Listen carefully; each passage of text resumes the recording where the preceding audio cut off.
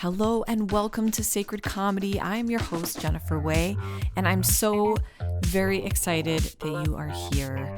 I got a back massage today and I'm ready to fall asleep, but I'm still so excited that you're here.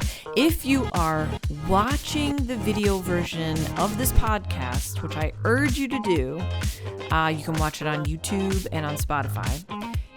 You are right now being whisked away on a visual journey of the natural world. See, doesn't that make you want to go watch it? Why, might you ask? Why not? Why not? I like to think of it as like a feast for your brain, because your brain's always hungry. It's the kind of feast that like really nourishes you, restores you, kind of satiates you in a way that the majority of the visual content we take in doesn't seem to do. It's kind of like junk food, right? You eat a lot of it, but it's like there's no like vitamins. Your brain is hungry, so why not feed it something healthy, okay? So anyway, I'm done with the Jewish mother portion of the intro. If you are new to this podcast, thank you for being here. I'm really so happy that you're here. We love bringing you healing experiences here at Sacred Comedy, and today is no different. We welcome comedian Myq Kaplan and tarot reader, somatic therapist, writer. I always have to take a big deep breath before I intro. My friend Lyssa Mandel to explore the answers to some of Mike's burning questions. We talk a lot about career paths. We talk about the creative process.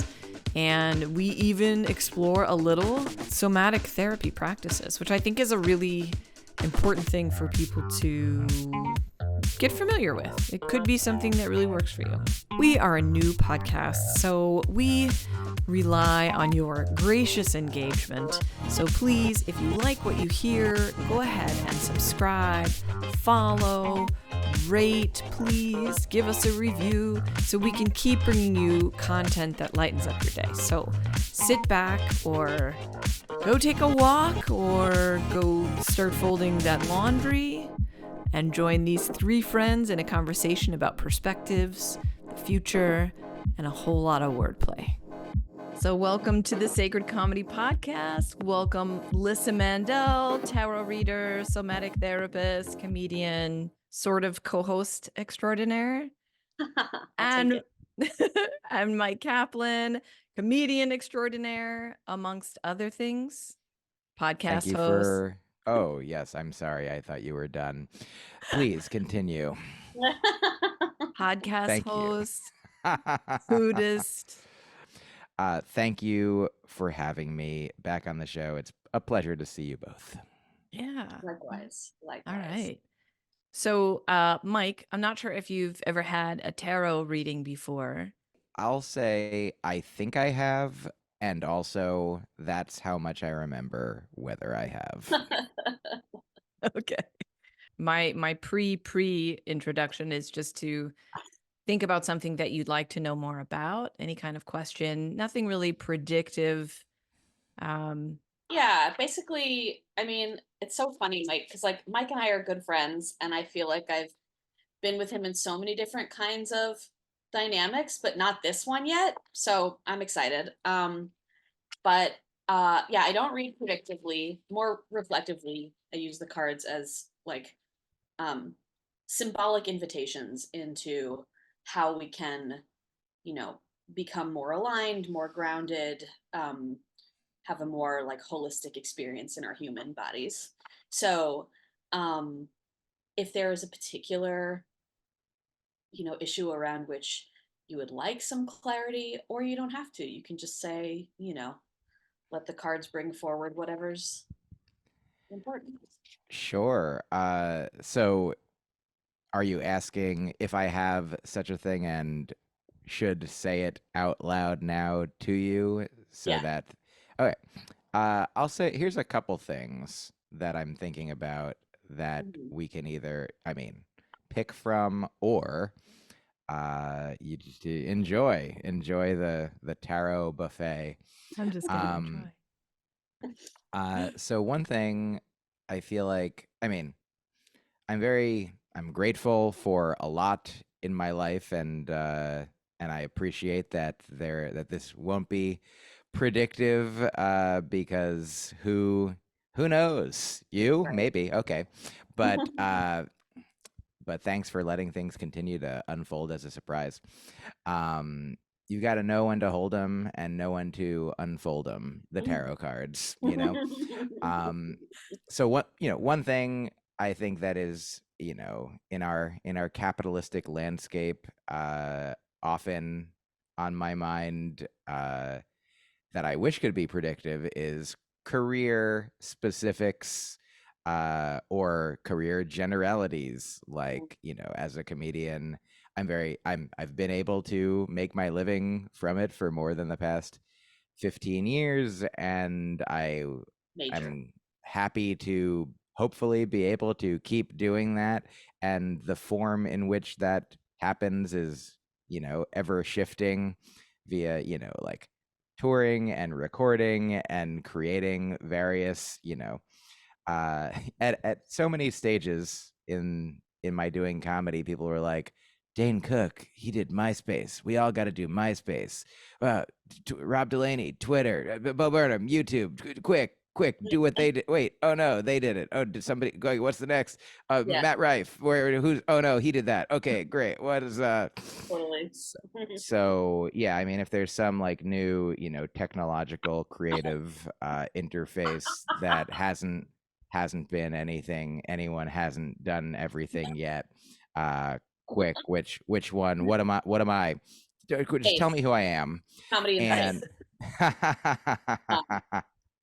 And so that's, one thing is like vaguely, like, uh like, living, my living, how exactly how long will I live, and how much money do I need, and how will I make it. um and then the other thing specifically, that just occurred to me today as we record this is the 4-year anniversary of my grandmother's dying. And Iris, yeah, and Mm. so here. as I was doing some morning pages earlier, I was like, oh yeah, the day that is. And I think about her a lot, many days, not just granniversary days.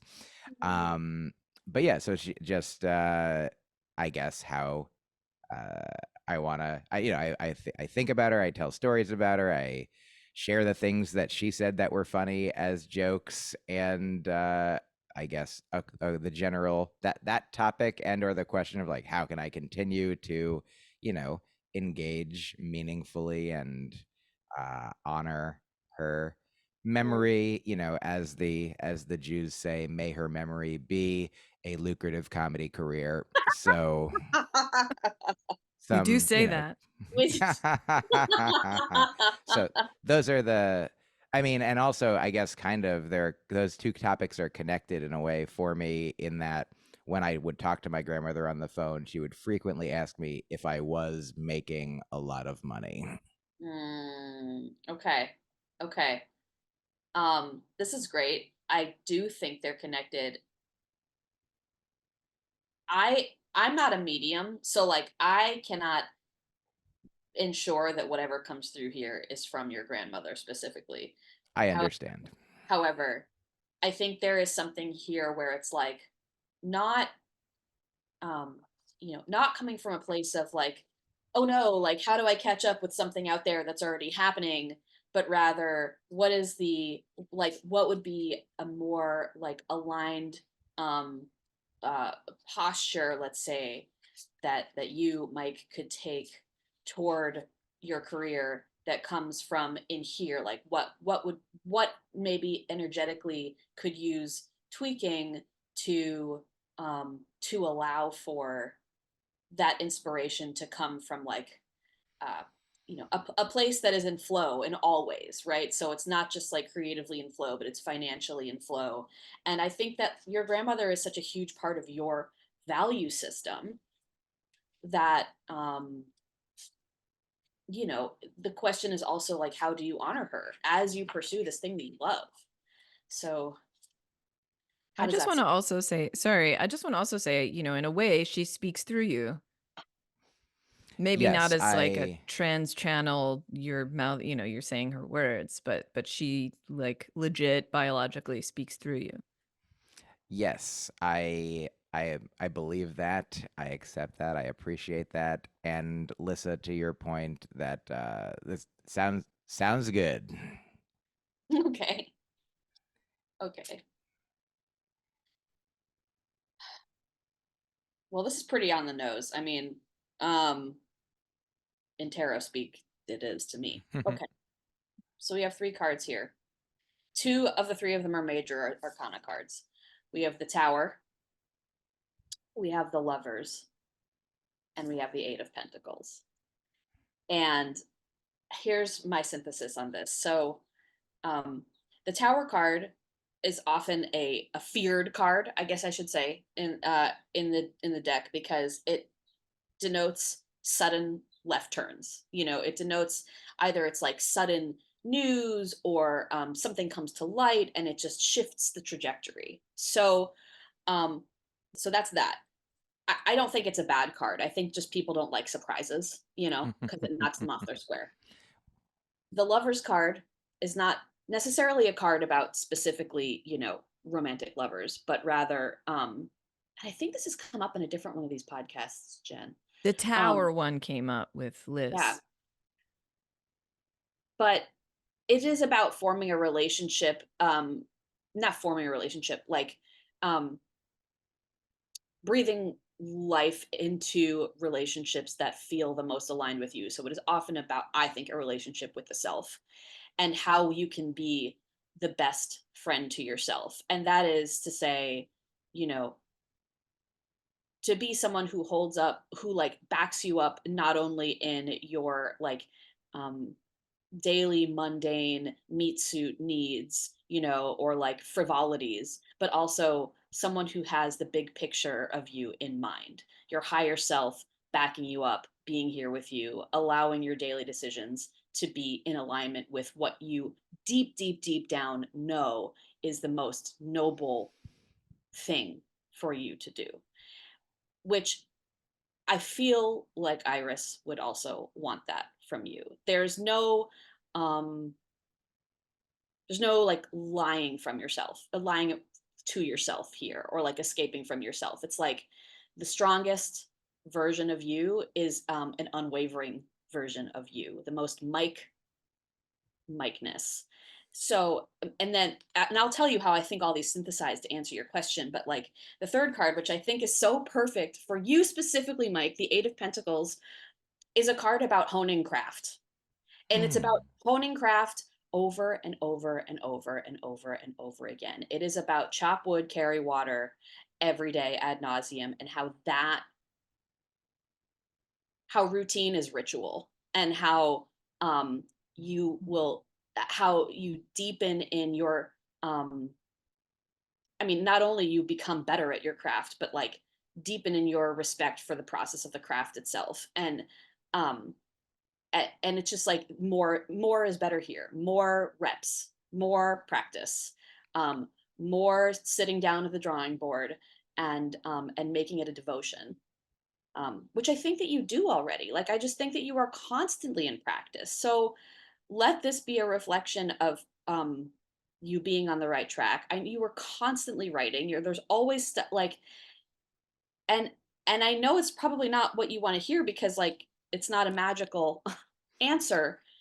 But to me, all of these say keep doing what you're doing in terms of your Eunice, and to allow for um, big pivots. Like, and I think that speaks to this thing of like, but MySpace, but Twitter, but this next thing, whatever. Um, when big unexpected things sweep through, like the landscape technologically or in the arts, like and bow to them and like jump on the train. Like Hmm. don't even think about it and don't think about what anybody else is doing, but like if you are really aligned with yourself, if you are really like feeling yourself, if you are in touch with your feelings, if you're not hiding from any part of yourself or quieting or suppressing any part of yourself, you will be ready to move quickly when sudden big things come through, and don't think too hard about it, which I know is I know you're a thinker, but this is more about a feeling into like a deeper resonance of like, oh shit, the plane is leaving, I'm getting on, and trust that you're backed up in that. That's cool. Thank you. Yeah, I'm definitely. I forget what you said moments ago that made me think this, but yes, I am certainly not one to keep quiet about things that are in me. I listen to myself because I talk very loudly. Yes. It's hard not to hear what I'm saying and thinking. Okay, I love that. And I guess I want to take it one step further and say, not everything that you think is for public consumption. Like, I know that we are trained to like constantly put out content. I don't worry about you with that. Like, you have stuff coming out, you have a good flow. But like, this is more about like the ways in which you resonate with yourself and help out yourself even when nobody is looking at you. Like, if your body says something, does your mind listen to it? You know. Um Mm. and uh like, allow for the contemplative, because that will just make your whole essence stronger. Does that make sense? Yeah, I just the other day I realized I was sitting on my foot in a weird way, and Hmm. I listened to my body with my mind, and then my mind made my foot move so that it wouldn't fall asleep. So I think just do that, but with my career. Yeah. Don't let the foot of your career fall asleep. I mean, also, Yeah. You're sometimes if avoiding a pins and needles and swords and bullets. Yeah. Yeah, what was it? The 8 of pins and needles? Is that the Yeah, card? yeah. Yeah. Yeah. Yeah. Yeah, yeah, You know, I was saying on stage the other night, uh, this the idea that, and this is like a joke idea that I've thought about, but the concept that people say, and this is like, I feel like there's some ableist language in it, minimally, but we've all heard they say the definition of insanity is to keep doing the same thing and expect a different result. And so, number one, I was looking for a parking spot the other day, and I drove down one street and there was no spot. And then I circled the block, and then I drove down the same street and there was a spot. So, who's insane now? Also,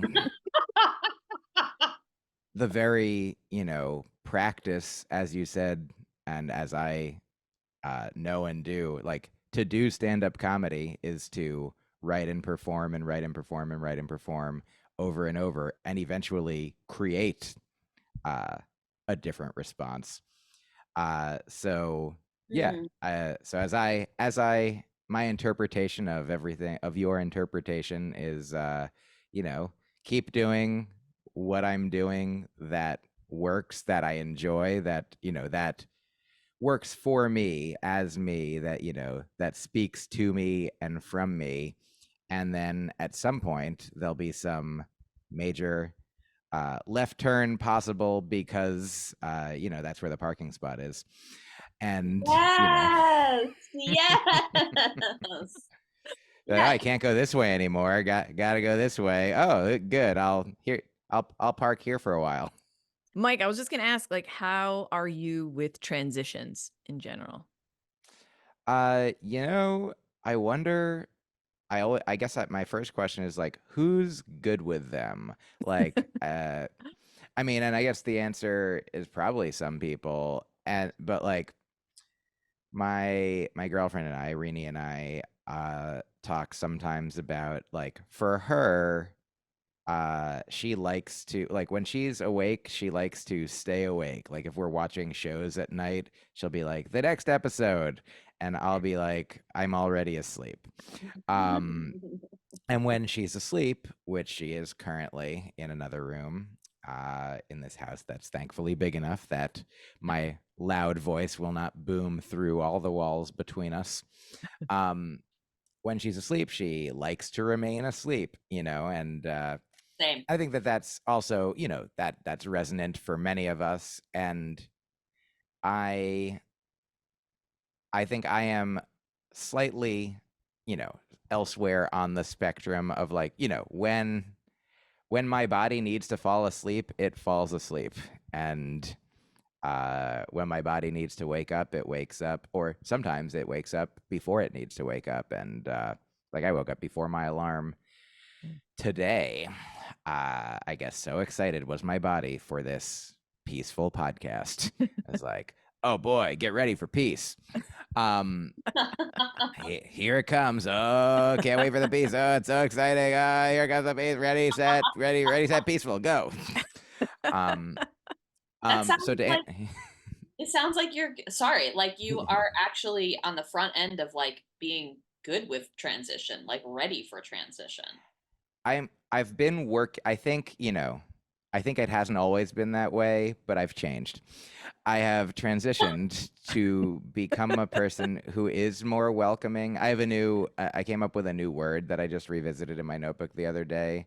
And it's, when there is anxiety, that it can be something to be grateful for, because if it's something that can be, something to note, to be like, oh, this is something to pay attention to, or maybe it is something I'm excited about, or something that could be a concern about the future because it is unknown or mysterious or uncertain. But that's like on the one end of that spectrum is like, well, that's good because it's not, frozen and stagnant and, unmoving. And like, if we're not constantly changing and growing, then, the extreme version of not changing and growing is being stuck.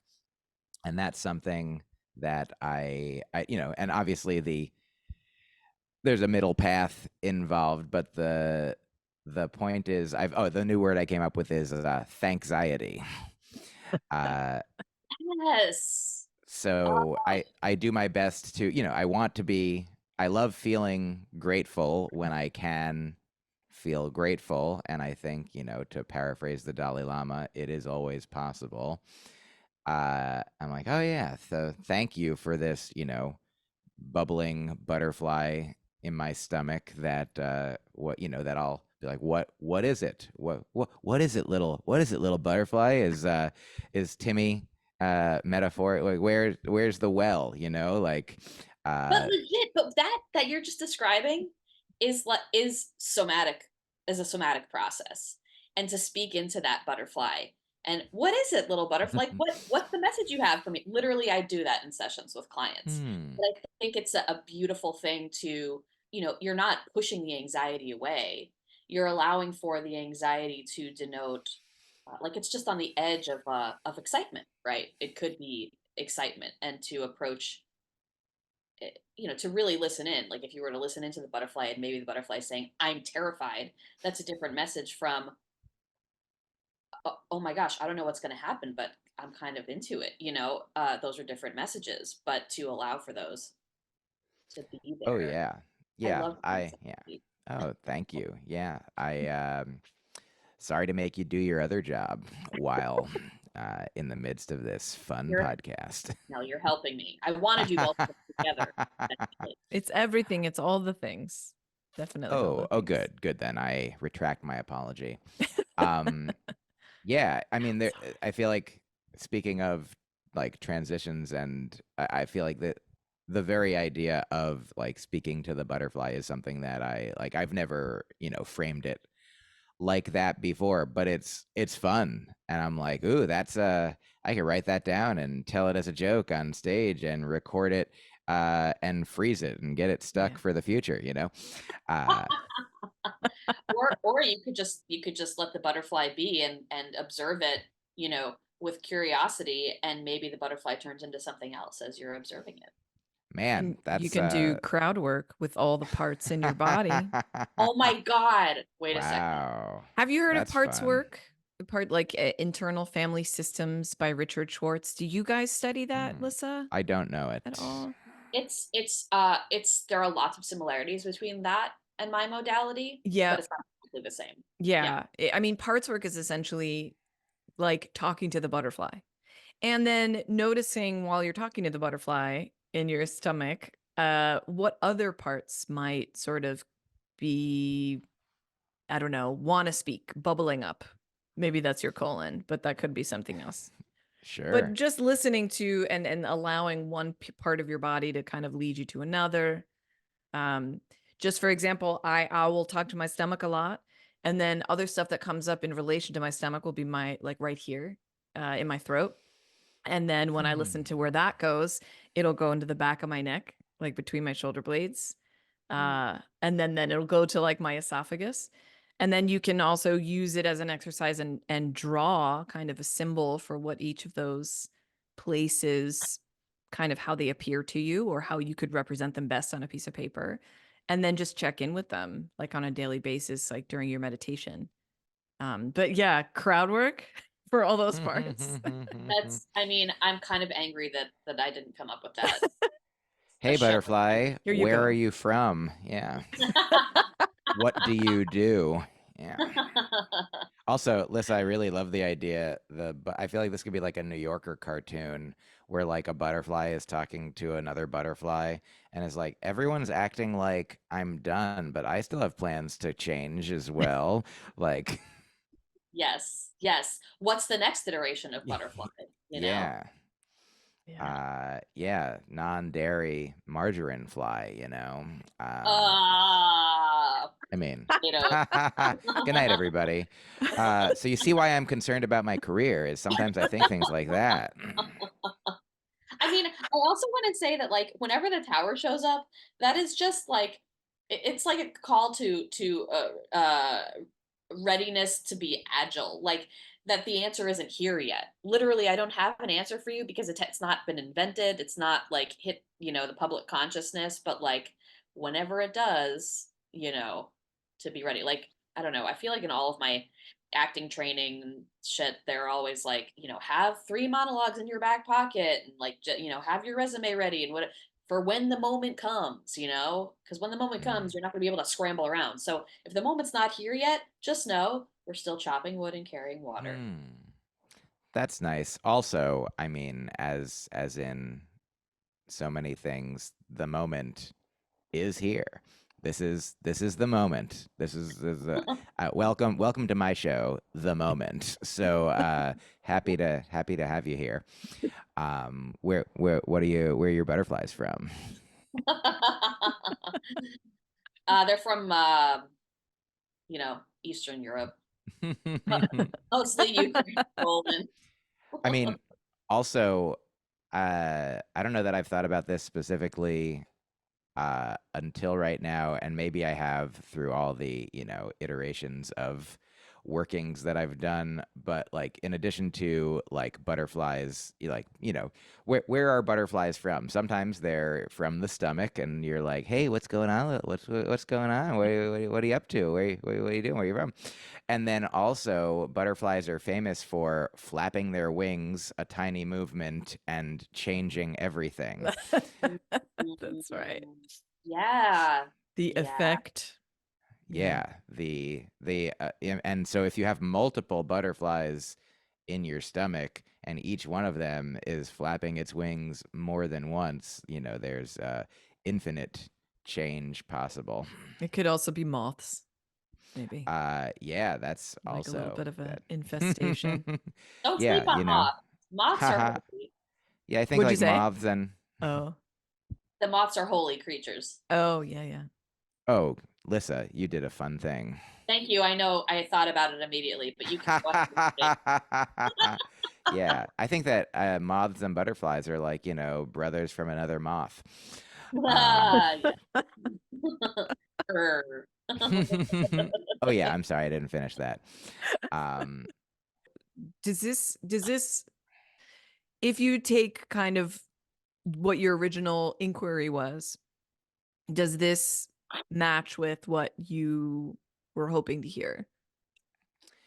I mean, great question. Thank you for asking. Like, truly, uh, I came into this not knowing a ton about tarot, not knowing, just being glad to spend this time with the two of you, my friends, in this new modality. Like, I don't know if I've shared this with, I'm sure I've shared it with you, Lyssa, but maybe not you, Jen.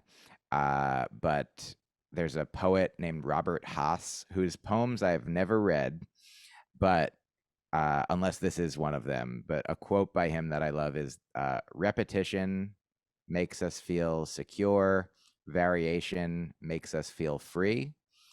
And so similarly, like, the repetition of the routine, of the ritual, of doing the work, that has a comfort to it, and also does sometimes lead to, beautiful, new, exciting, towering left turns, into unfamiliar places that then, expand the comfort zone and become familiar.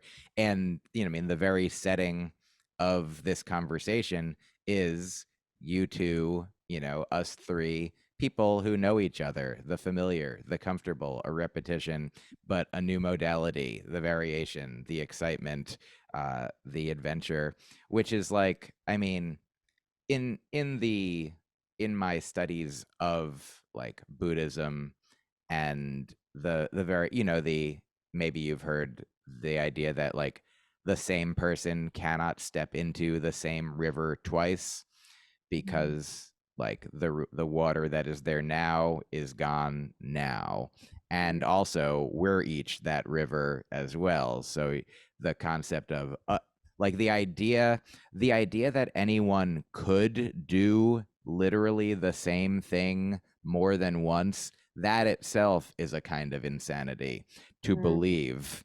And so there's a quote that I love by I think it's Chogyam Trungpa Rinpoche, and he says something like, "The good news is, the bad news is we're falling with no parachute, and the good news is there is no ground." So Oh, Ugh, huh. I have that to gives say, me bad feelings. no, oh, I no. I don't like that. I love it. I love you're like the angel and the devil. Lyssa, be the angel's advocate. I two things. One, I just had like the hair on the back of my neck stand up when I had this download about I don't do you ever just do you give talks? Not like a stand-up show, but do you give talks? And obviously there's comedy in there. I really feel like there might be something there for you. Thank you. Like TED That's what I Talks. came here for. The answer I would say in general is, I mean, most of the public speaking that I do is comedy shows.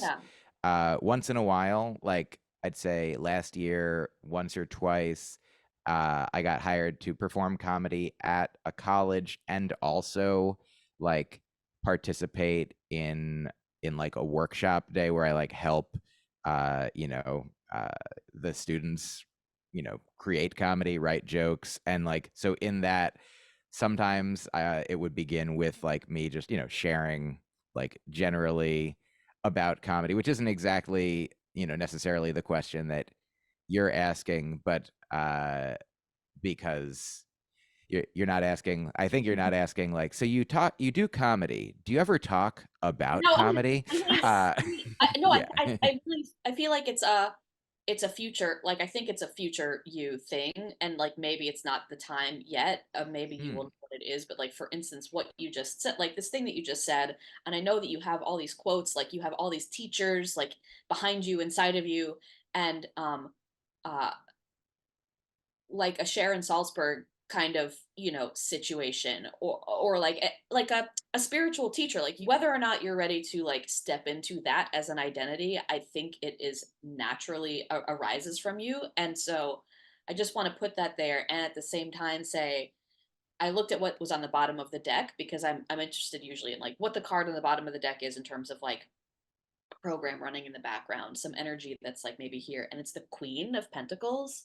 Mm. And I don't know why, but this feels related to your grandmother, because Mm. and queen, it doesn't necessarily, I mean, it is feminine energy, but like in the divine like yin sense, as opposed to like a literal person, but sometimes can be pointing to a person.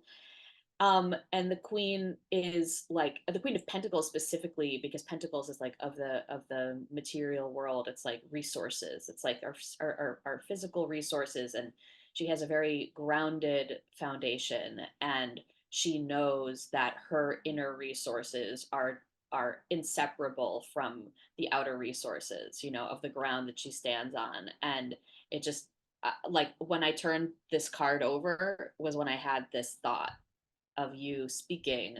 um I don't know, just like drop that seed in there. Ha. Maybe in Oh, 10 years it'll bloom, or yeah. I love it. I'm gonna say a couple things. One is a joke, and the other is a real thing.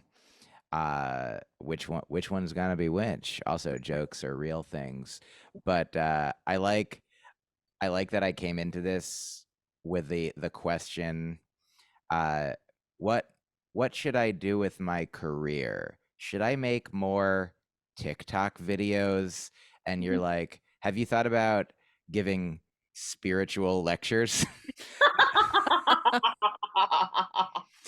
um, and sincerely, like the idea of whether, like, to speak to the question of like my identity or my role or like this, possibility as like an aspect of my career, like I'll say that my friend Gus, who you also know, Lyssa, and who I've probably mentioned to you, Jen, is a therapist and a practicing Buddhist, and says a lot of wise things. And when I say to him, one time I said to him, Gus, you say a lot of wise things.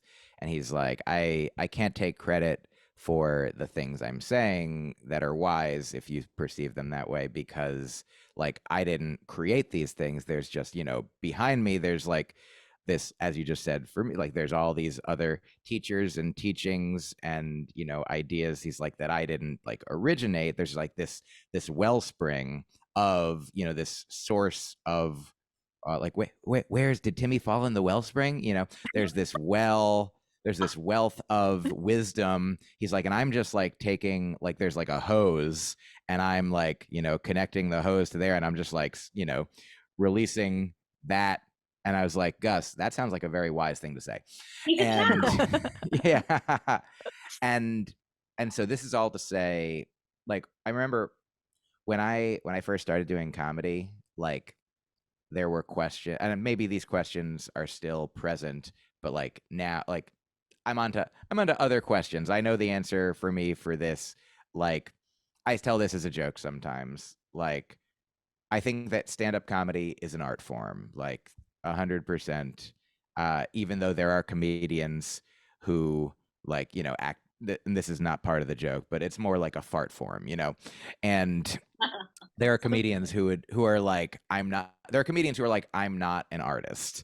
And I remember seeing like a comedian once on Premium Blend who had a funny bit where it was like he was sending up the concept of like being a performance artist, uh and he did this, it played this music track, and he like sang this song, and it was like making fun of performance art in a way that also was performance art.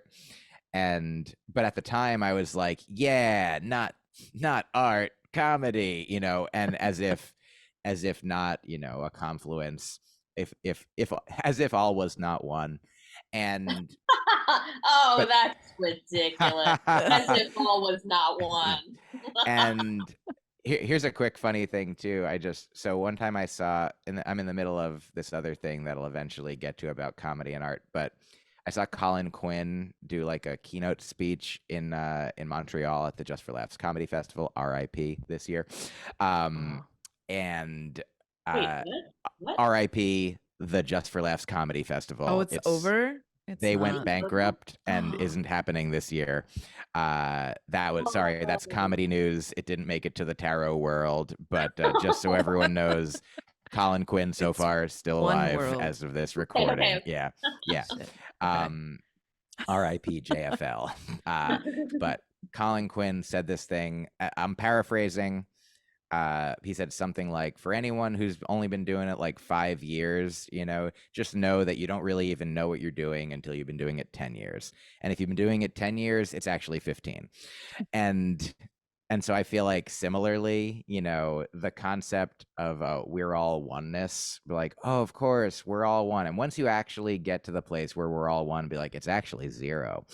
Yeah, sorry. Yeah, it's not one, it's not two, it's not words can get it. But so the joke that I tell sometimes is like, I believe that comedians are artists, and I also believe that if somebody asked me what I do and I said I'm an artist, and then they said, what kind of art do you do, and I said comedy, they'd be like, you tricked me. uh um and so the reason I bring this up is to say, like, I think there are certain things that, like, Brian Regan has a wonderful joke. This will all be a confluence at some point, but Brian Regan has a wonderful joke about Sully, the pilot who landed the plane in the Hudson. And he was like asked in an interview, like, do you think you're a hero? And the guy's like, no, I'm no hero. I'm just like, I did whatever I could, whatever anybody would do in that situation. And then they're like, he's a hero. That's one of the things about being a hero, is you can't say that you're a hero. He said he wasn't Okay, once, okay. so he is one.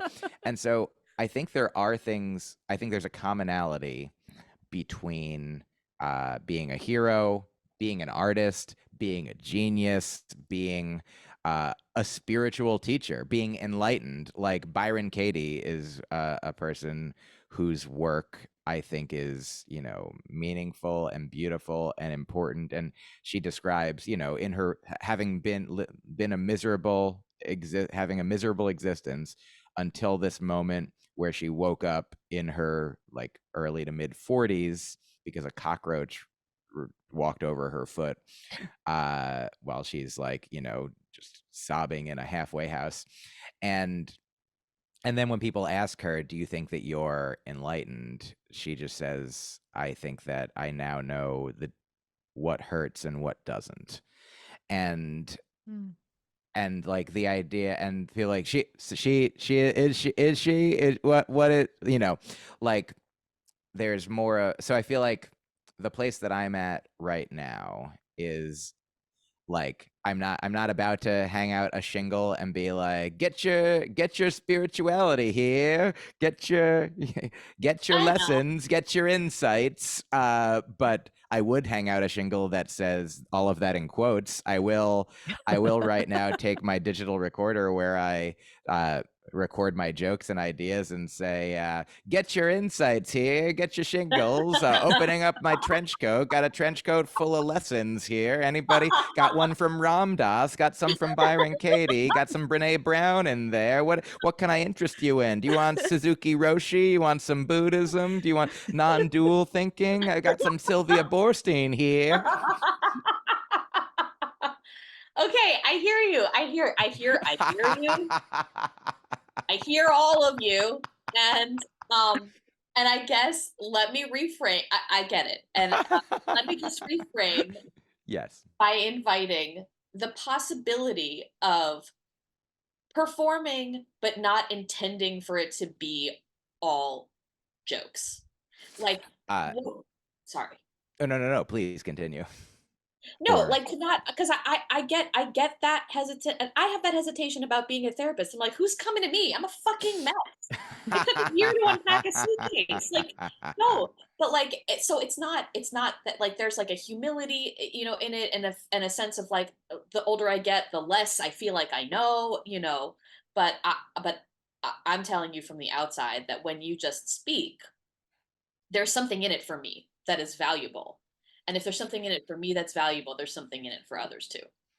I appreciate that. And also, I mean, let me say the spirit of your offering has been received and appreciated, and I mean is exciting.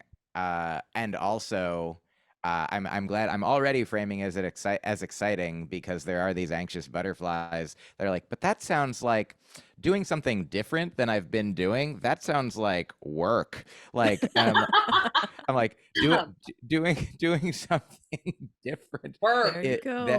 What I've Eight of been doing Pentacles. for my work has become, like not second nature, not, I mean, it's my first nature. It's my nature to be, I'll tell you a thing about a scorpion in a moment that you might know, but there's going to be a new thing.